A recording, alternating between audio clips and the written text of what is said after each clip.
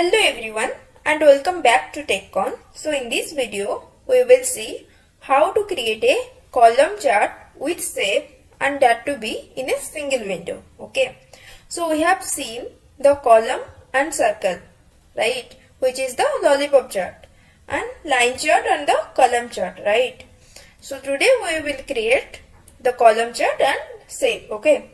So for shape you can pick up any shape you want. Okay, like circle, rectangle, triangle, arrow mark, anything. Okay, so for this I'll just pick up product category to column. Okay, and sale into rows. Okay, so for dual axis what we need to do, I'll just pick up another cell and drop into rows, right. But now I'll do one thing. I'll just pick up cell and drop it over here. This is my secondary vertical axis, right. See, this is my primary vertical axis and this is my secondary vertical axis, right. And I will do one thing here. I'll just change the chart to bar chart. Okay, and just decrease the size. So now your dual axis is done now, right.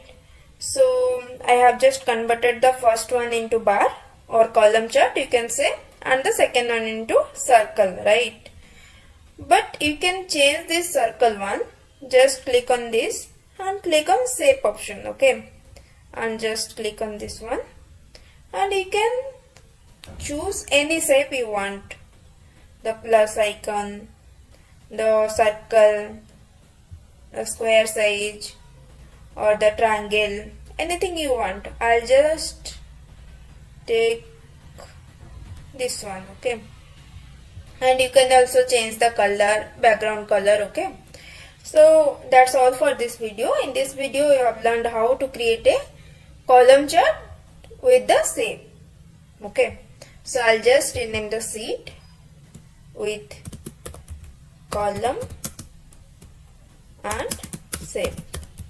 Okay, so I hope you have understood. That's all for this video. Thank you. So after the video is over, I will ask questions.